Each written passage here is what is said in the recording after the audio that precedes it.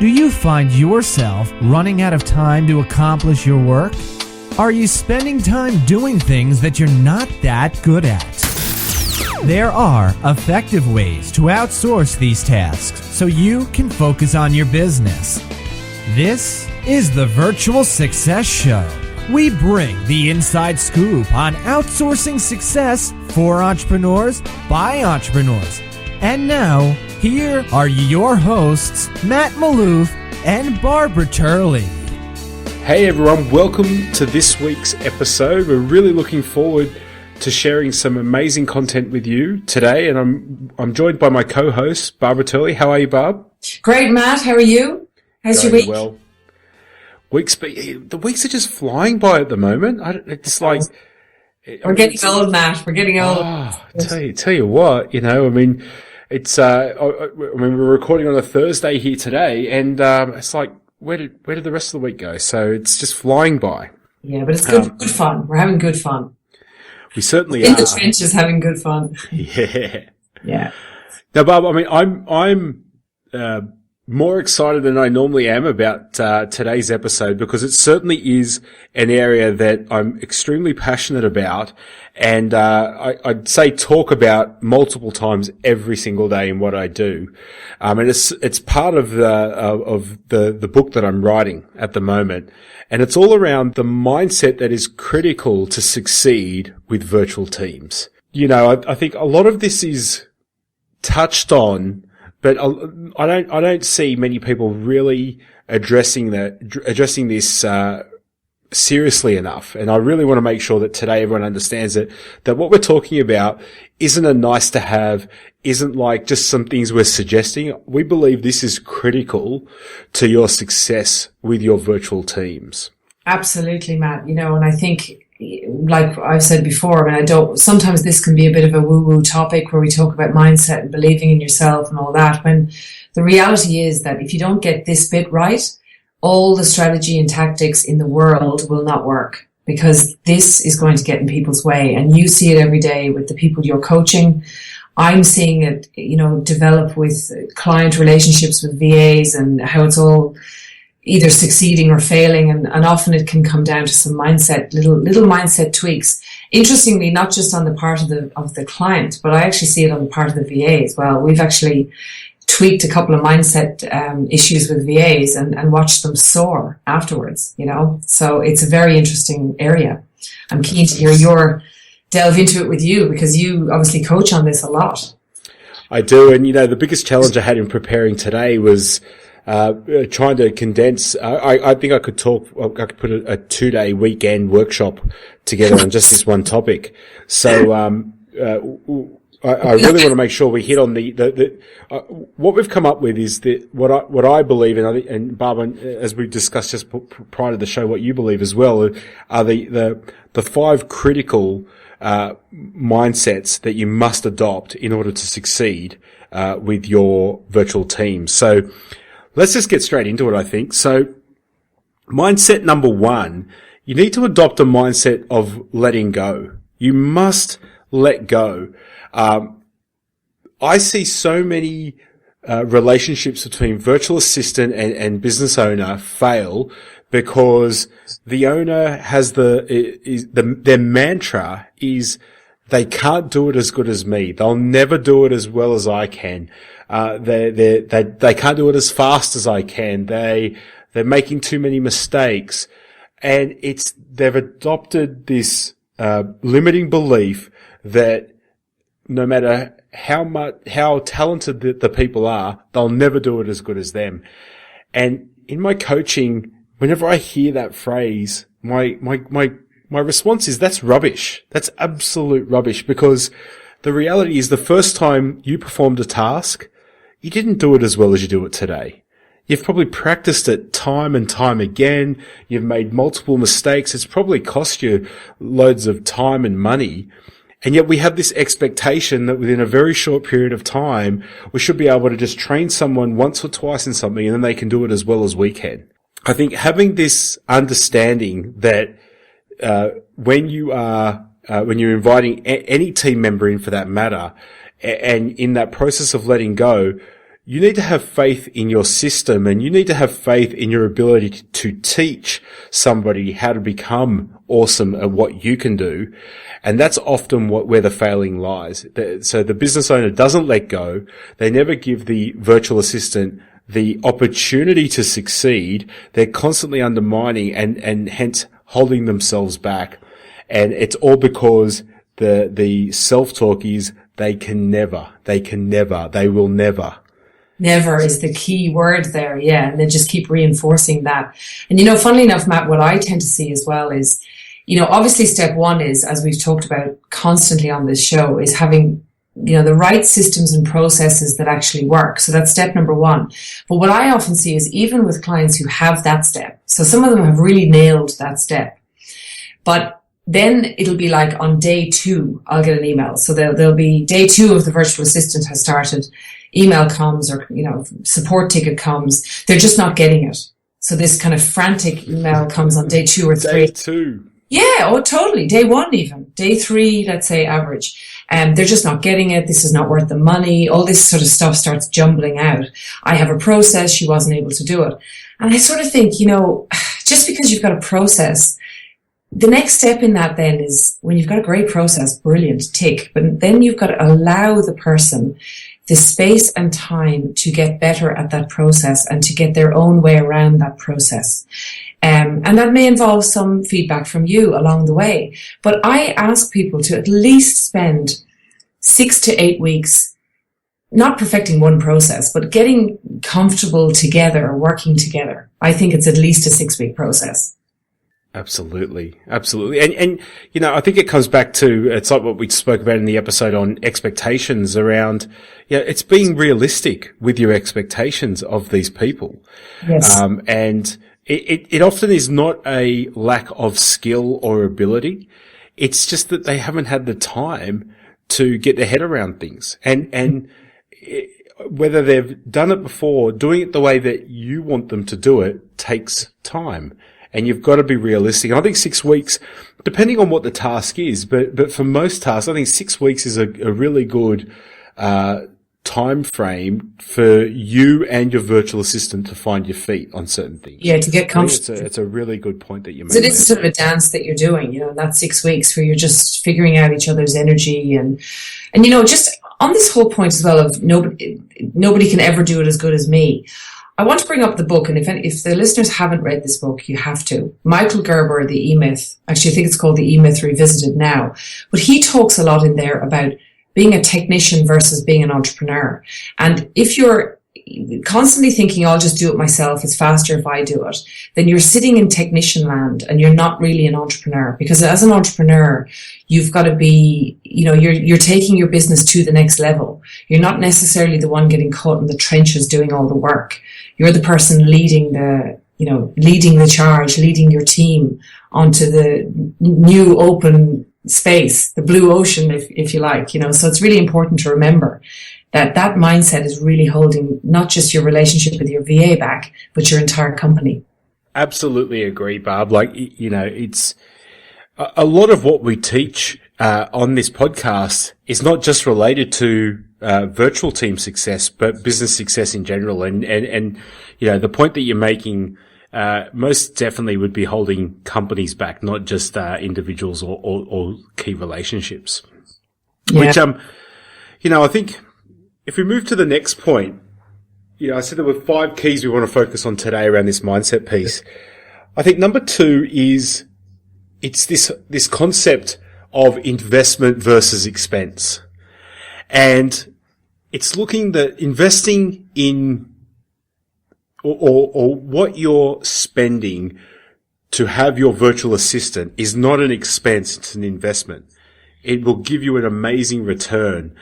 But it starts with the mindset of that. When you view something as a cost, your energy around that is that there's no real return for you. The whole mindset around investment is that if I invest $1, then I'm going to get more than $1 back. The mindset around expense is that if I spend $1, I get nothing back. And with your virtual teams, when you adopt the mindset that investing in them, having them there is an investment, and it will return to you more than what you're quote unquote spending.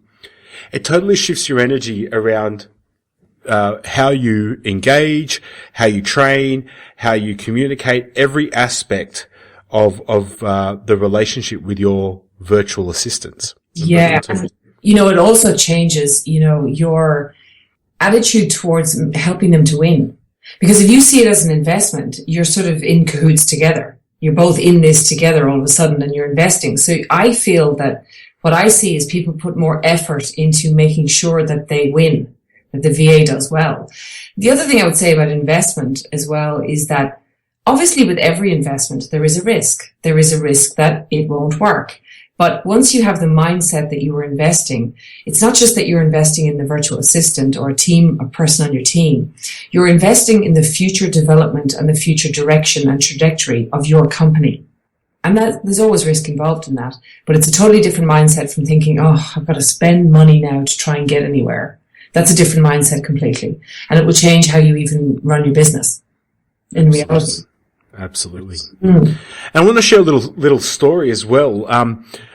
When I brought on my second virtual assistant, so I had a full-time VA assisting me, and then I brought on another one. And it just happened that I'd said to Vanessa, my personal assistant, that if ever anyone within your community, your friends, your family, has the skills that you have and is looking for a role, please let me know.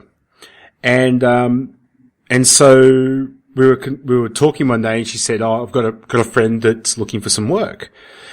Anyway, long story short, I was just about to go on a 3-week holiday, and I'm thinking, I really, I know that we're going to need someone in about 6 weeks, but I'm going to be away. Do I? Don't I? Anyway, I bit the bullet, and I brought this person on. And at the time I was thinking to myself, am I wasting money? Is it an expense? But because they fit the criteria on who we were looking for, they were the right profile, they had the right skill set.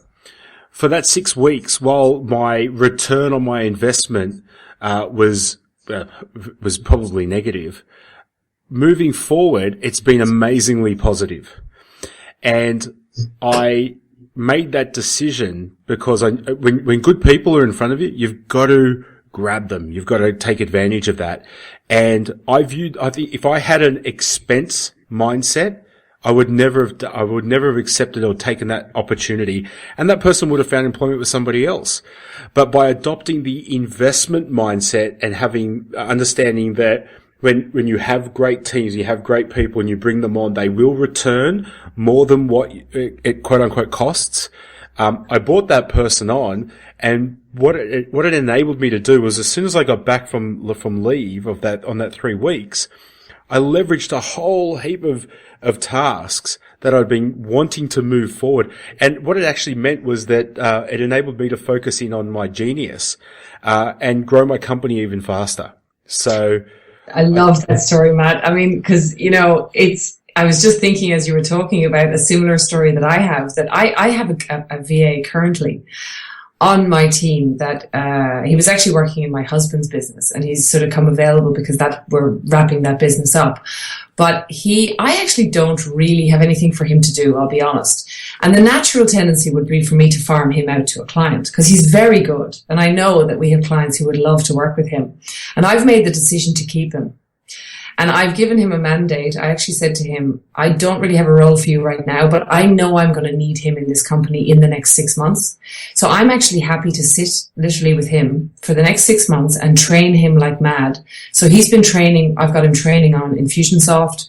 We're doing Facebook ads. We're doing a ton of new trainings that I would never really have time to invest in someone to do that, except this situation occurred and he's that good. I'm going to keep him. But I might be paying for him for a while before our company realistically needs him. But I just know the future trajectory of this thing is going to a place where I'm going to need someone like him. So I'm hanging on to him.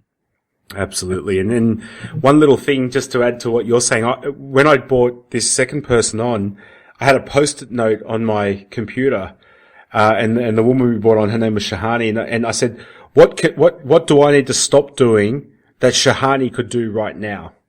And it was just staring at me all day. And you know, cause I was looking at it and answering the question before I knew it, she had a full workload. So. Well, you know, I mean, this is a real situation that's happened to me as well. I find this one interesting. I often get messages from clients or whatever saying, hey, I mean, I'm going on holiday for 3 weeks. So I don't have anything for her to do. Can I not just, and they obviously don't want to pay for that 3 weeks. And I always say, you know, really, if you're going to take this to the next level, I mean, this person needs to go to another level. So you should be using that time to be upskilling your team and give them very clear mandates on what the results you expect when you get back are from some training they're doing or research or whatever. I could think of a million things that VAs could do while you're away to further your business. Absolutely. Mm-hmm. So I think that brings us to our third point and around this mindset piece.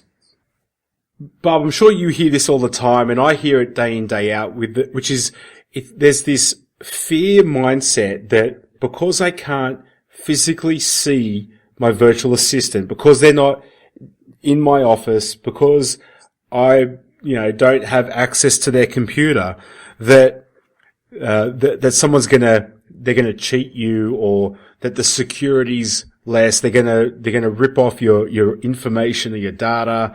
Or, you know, nothing all day, sitting around on Facebook all day doing nothing because you can't see them.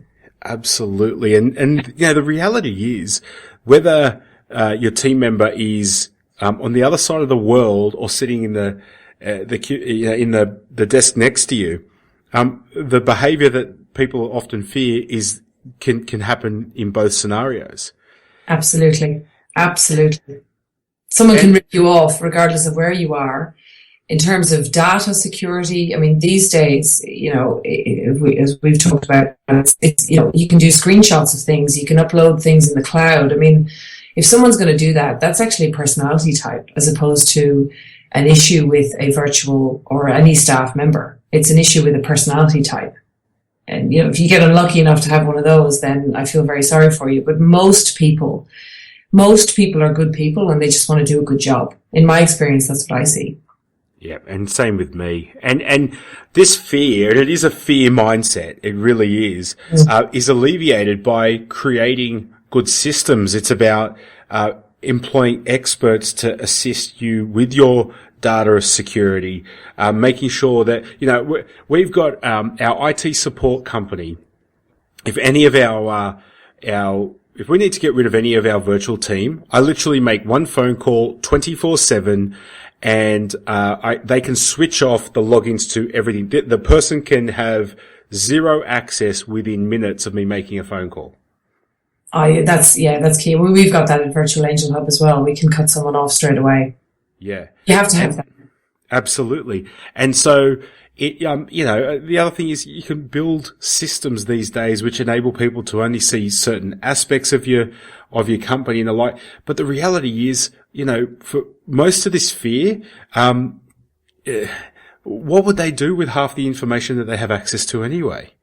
Well, the reality is anyway, this fear, while, you know, there is a slim chance that it's a legitimate fear, but the reality is this fear is holding your company back. It's holding you back as a business owner. Because if you have this fear in one place, you probably have it in lots of other places too. And you're probably coming from a naturally skeptical mindset, which leads to negativity, I guess, and not an expansive mindset where new opportunity is going to come your way and you're going to attract the right energy, I guess, into your own company. Absolutely. So mindset number 4. Point number 4 here is what I call slowing down to speed up. I love this. In order to get your virtual team to be successful and work with you and your business, you have to understand that in the initial phases, there is a slowing down process. There's a slowing down because often many companies that I see haven't documented their systems. They aren't clear on what their expectations are. They don't know how to find the right person. If they find the right person, then they have to spend time training that person. They have to, there's a whole host of things that has to happen in order to set somebody up to succeed. And often it's, an investment of time and money.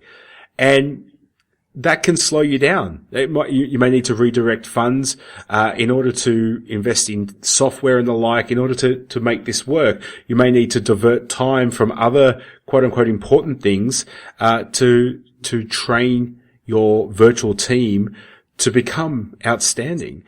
And I think we live in such a world of everyone wants everything yesterday that this whole concept of slowing down to speed up is a real paradigm shift. But the entrepreneurs out there succeeding get this mindset and understand that it's critical to their success. Oh, absolutely. I mean, the amount of times I have phone calls with, prospective clients coming into Virtual Angel Hub, and I hear this one a lot. They just say, I'm desperate for help. I just need help yesterday. I'm snowed under. And I immediately think to myself, okay, we need to have this conversation, because this person, I actually have turned a few people away, because I've said, look, are you willing to accept that you're going to have to pause and make this work? And some of them are like, I don't have time for that. And I've generally said to them, well, really, it's not, I don't want to sell you a dream, because it's not going to work. It's actually not going to work for you. It's unlikely to work. And I can give you a VA, but it's probably going to create an even bigger mess for you than what you seem to already have, because if you're not willing to slow down, all you're going to do is create one more job for yourself, which is onboarding a new team member, which is initially a bit of a job. There's work involved in doing that and getting it right, but it pays so many dividends later that to slow down for a month or two, it means that you can speed up by a few years. Absolutely. Nobody wants to do that. And not only that, I think often, with leveraging through virtual teams, you're getting a lot of the, lower value and tedious tasks taken care of, which gives you greater opportunity to focus on, number one, the things that you love doing in your business, and number two, the things that have the biggest financial reward. So, understanding that in that slowing down process, it's going to create more time for you to invest into the higher yielding, higher return tasks and projects. Now, here's a mindset question for you, Matt, because just something that popped into my head as you were saying that was, some people, I mean, the biggest curse for any business owner is the concept of being busy. And sometimes we make ourselves very busy so that we don't have to face into the selling and bringing in the income and, those more higher value, but tasks that probably push us more outside our comfort zones. So do you see that with people you're coaching a little bit, where sometimes they cling on to this mindset of busy so that maybe subconsciously they just don't have to push to that. They don't have to go and do those sales calls or, bring in the revenue like they know they're going to have to. 100%. I think I see people majoring in minor tasks day in, day out. Yeah. And, one of my early business mentors in the coaching arena was a guy by the name of Taki Moore. And Taki, when I first met Taki, he worked 12 hours a week. That was it. 4 days a week for 3 hours a day. And not because he had this fantasy of having a business that would only enable him to work 12 hours a week, because of some health challenges that his wife and his child had. He was forced to. He had to attend to them and be their carer. And so, what the amazing thing was in being mentored by Taki was that he taught me that if you focus in on a few critical things and then you build teams around you, both locally and overseas, you can have an amazing company and work minimal hours and make an absolute fortune. 100%. And you know what?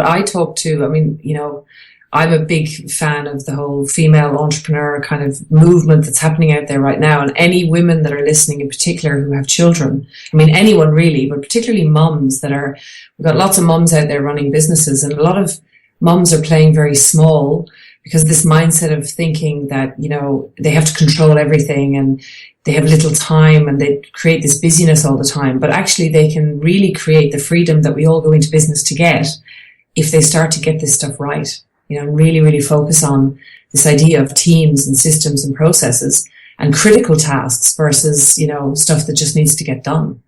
Yeah. Yeah. We could talk, you're right. We could go for a week.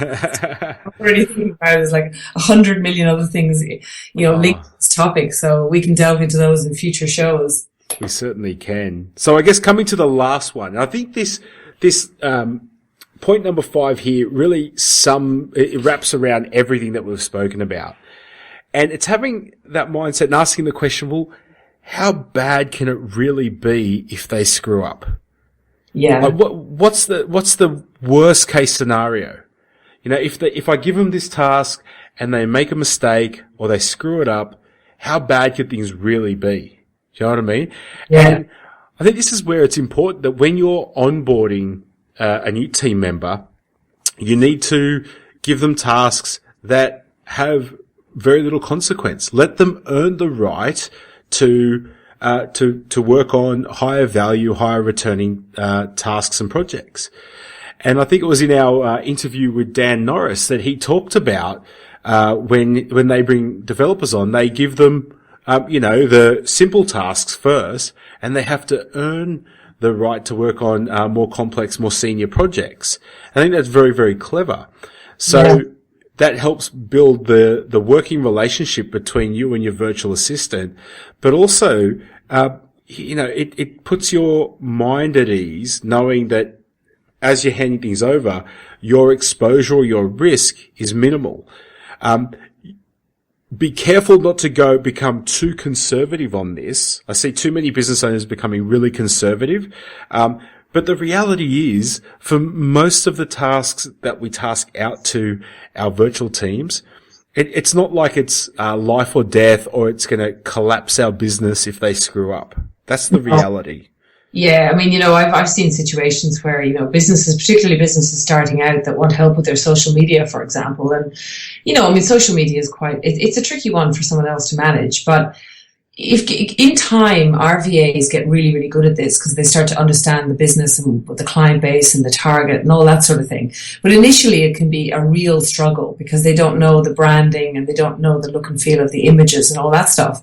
But we've had situations where businesses starting out that don't have a big following yet on social media get very upset in the first week, again, complaints in the first week or two that she just doesn't get the brand. And I think, well, why not sort of use this time when you don't really have a big following yet to really nail that with this person and actually get them to where you need to be together so that when you do have a big following, you've got someone who can hit the ground running.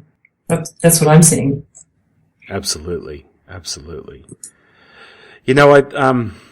So if we just go back and reiterate for a second, and like we've both commented in this podcast, we could talk about this all day. This is really the differentiator between succeeding with virtual teams and failing, in my opinion.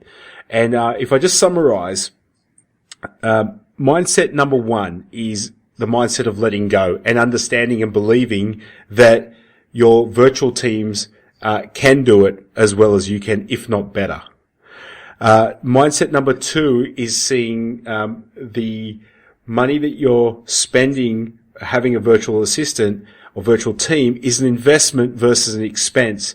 And when you adopt the investment mindset, you will reap in the long run. Mindset number 3 is understanding that the exposure and risk, simply because you can't physically see it, is minimal, and that you have to have strong systems to minimize and mitigate risk. But the reality is that there's very limited damage that somebody can do. And it doesn't differ whether they're domestic or international or in your office or working from their home somewhere around the world. Mindset number 4 is the concept of slowing down to speed up, and understanding that we need to slow down, we need to train, we need to systemize, we need to allow people time to learn in order for us to speed up and enable us time to then go and focus on the higher value, higher returning tasks and projects. And number 5 is that getting clear on what is the actual risk here. How bad could it really be if they screw up? And adopting an abundance mindset as opposed to a fearful or a scarcity mindset around this. So I think that we've covered a lot today, and one thing I'd recommend is please make sure you go back and re-listen to this episode. It's one of those episodes I think you're going to have to listen to multiple times and take copious amounts of notes so that you'll understand and reinforce it. Remember, repetition is the mother of skill, and reinforce this to adopt this new mindset and practice it. You're not going to get it right the first time, but be open, give it a go, and just take it one step at a time. And Matt, one thing I'd like the listeners to do as well, guys, if you've got questions that you'd love us to address, particularly in this area, this mindset area, or if you've got little stories that where you've cracked the code on this yourself, put them in the comments below, and let us know, and we can do lots of future shows on different topics and concepts, and let us know how you're getting on with this whole area with your virtual teams. I think that would be really useful. I agree. Yeah. I agree. Well, Barb, listen, you have a wonderful week. Thanks again. And we'll chat next week. Yeah, looking forward to it. Have a great week. Virtual success. Thank you for listening to the Virtual Success Show. If you found this show helpful, take a moment to share it with a friend so that we can all grow together. Find out more about the inside scoop on outsourcing success by going to our website, virtualsuccessshow.com. Until next time, thanks for listening.